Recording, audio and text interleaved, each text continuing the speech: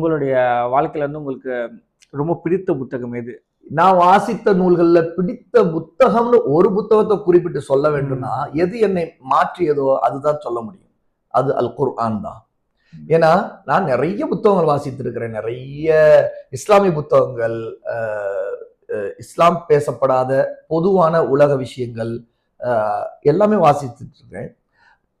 அந்த மாதிரி வாசித்ததுல எனக்குள்ள ஒரு பெரிய தாக்கத்தை ஏற்படுத்தியது எது, என் வாழ்க்கையை மாற்றியது எது அப்படின்னா குர்ஆன் தான். என்கிட்ட குர்ஆனுடைய தமிழாக்கத்தை வாசிக்கும் போது நான் 12வது வகுப்பு படித்திருக்கிற மாணவன். அந்த நேரத்துல நான் முழுக்க வாசிக்கிறேன், உட்கார்ந்து ஒரு 10 நாள் வாசிக்கிறேன். அப்போ எனக்கு பிடித்த இடங்கள் எல்லாம் கோடு போட்டுக்கிட்டே வரேன். இன்னைக்கு வரைக்கும் நான் வந்து மறக்க முடியாத இடம்னு சொன்னா குர்ஆன்ல சொர்க்கத்தை பற்றி சொல்லப்படுற இடம். அதுல நான் நினைக்கிறேன், எங்கெல்லாம் சொர்க்கத்தை பற்றி பேசப்படுதோ அந்த இடங்கள்ல எனக்கு வந்து அந்த ஆசையை தான் அது ஏற்படுத்துச்சு.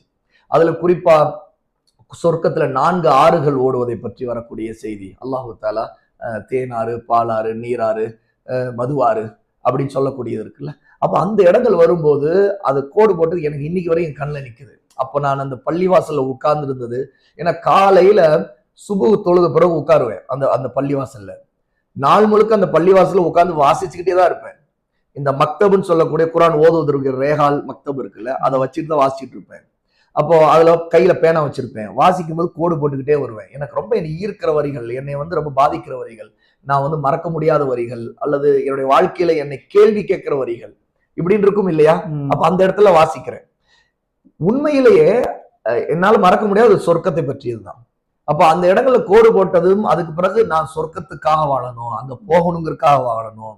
என்னுடைய ரட்சகன் என்னை படைத்தவன் என்னிடம் இதெல்லாம் பேசி இருக்கிறான், என்னை நோக்கி இப்படி எல்லாம் பேசுறான், என்னை பார்த்து இப்படி கேள்வி கேட்கிறான், எனக்கு இவ்வளவு புத்திமதி சொல்றான் அப்படிங்கிறத உணர உணர எனக்கு அதை விட ஒரு தாக்கம் நிரம்பிய ஒரு புத்தகம் இன்னைக்கு யாருடையதும் இல்லைன்னு சொல்லலாம். ஏன்னா இன்னைக்கு வரைக்கும் நான் எவ்வளவு புத்தகம் வாசிக்கிறேன், இந்த மாதிரி கோடு போட்டது எந்த புத்தகத்துல இல்லைன்னு சொல்லலாம். அந்த மாதிரி ஒரு பெரிய தாக்கத்தை குர்ஆன் ஏற்படுத்தியது. அதனால நான் என்னை நானே கேள்வி கேட்க ஆரம்பிச்சுக்கிட்டேன். நான் இது செய்யறது சரியா, நான் போறது சரியா அப்படிங்கிற எனக்கு ஒரு தெளிவை நோக்கிய பாதையை நான் குர்ஆன் மூலமா அடைஞ்சேன்னு தான் சொல்லணும். அதுக்கப்புறம் குர்ஆன் மேல இருக்கக்கூடிய ஈர்ப்பு வேற எந்த நூல்கள் மீதும் இல்லை. இன்னும் சொல்ல போனா குர்ஆனோடு தொடர்படுத்துவதனால தான், அந்த குர்ஆனை விளக்கக்கூடியதா மாறதுனால தான் ஹதீஸ் நூல்கள் மேல ஈர்ப்பு உருவாகுது. அந்த குர்ஆனின் ஹதீஸையும் அழகான முறையில தெளிவான முறையில விளக்கக்கூடியவர்களா இருக்கிறனாலதான் உலமாக்கள் மீது ஈர்ப்பு வருது, அவங்களுடைய நூல்கள் மீது ஈர்ப்பு வருது. அப்போ எல்லாத்துக்கும் மூலம் எது? குர்ஆன் தானே.